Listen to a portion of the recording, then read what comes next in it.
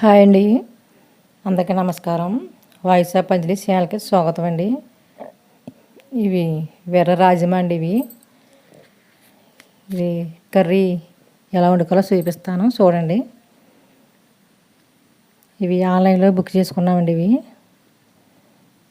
ఇవి ఒక నైట్ మొత్తం నానబెట్టుకుని ఉంచుకోవాలి. మనం ఎప్పుడైనా పచ్చడి చేసేటప్పుడు, నీసు తిన్నప్పుడు, చికెన్ కానీ గుడ్లు కానీ తిన్నప్పుడు ఈ కర్రీ వండుకుంటే చాలా పోషకాలు లభిస్తాయి. కర్రీ కూడా చాలా టేస్ట్గా ఉంటుంది. అయితే మొత్తం ఒక నైట్ అంతా నానబెట్టి మనాడు మాకు కర్రీ వండుకునేటప్పుడు తీస్తే ఇలాగా ఉబ్బుతాయండి. ఇవి బాగా నానబెట్టి వండుకోవాలి. ఇవి మనం ఎక్కువసేపు నానబెట్టుకున్నా పర్వాలేదు. ఈ నానబెట్టి బాగా మళ్ళీ ఉడికించాలి. ఇవి నానబెట్టి ఉడికించితే వండితేనే కర్రీలో ఉడుకుతాయి, లేకపోతే కర్రీలో అసలు ఉడకవు. ఇలాగ ఉడకబెట్టినవండి. ఇవి మన చేతితో మెదిపితే మెత్తగా అవి వరకు ఉడకబెట్టాలి.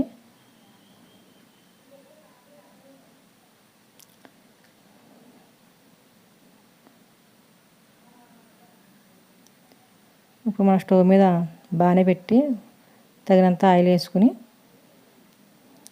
2 పెద్దవి ఉల్లిపాయలు కట్ చేసానండి. ఇవి ఇలా ఉల్లిపాయ ముక్కలు వేసుకుని ఎర్రగా వేగనివ్వాలి.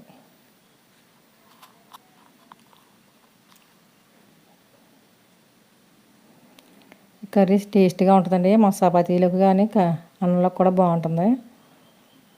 ఇలా 2 టమాటాలు వేసాను. టమాటాలు వేసుకోకపోయినా జర బాగానే ఉంటుంది. వేసుకుని వండుకోవచ్చు, వేసుకోకుండా కూడా వండుకోవచ్చు. ఇలాగ ఈ దగ్గరికి మగ్గనిచ్చి బాగా ఎగనివ్వాలి. ఇది గరం మసాలా ముద్దండి.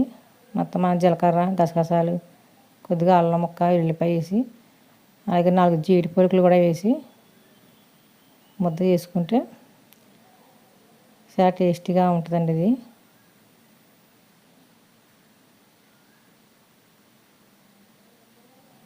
అలా వేగిన తర్వాత మనం తగినంత ఉప్పు, కారం వేసుకోవాలి.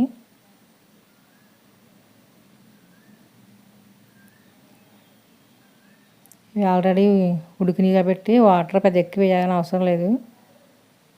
కొద్దిగా వేసుకుంటే సరిపోద్ది. ఇలా అడుగు అంటకుండా అలాగా వేగనివ్వాలి. అది ఈ ఉడకబెట్టిన రాజ్మా వేసుకోవాలి.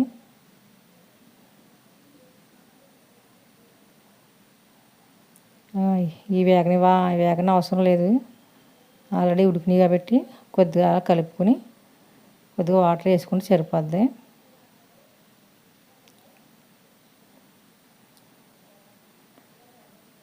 వాటర్ ఎక్కువ వేయకుండా కొద్దిగా ములిగేంత వరకు వేసుకుంటే సరిపోద్ది. అలా ఒక 10 నిమిషాలు ఉడికించుకుని మళ్ళీ మధ్యలో ఒకసారి కలుపుకొని ఉడికించుకుంటే సరిపోద్ది.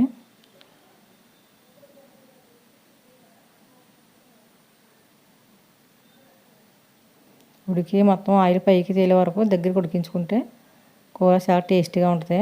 చూడండి, కూర తయారైంది. నచ్చితే లైక్ చేయండి, అలాగే తప్పకుండా సబ్స్క్రైబ్ కూడా చేయండి.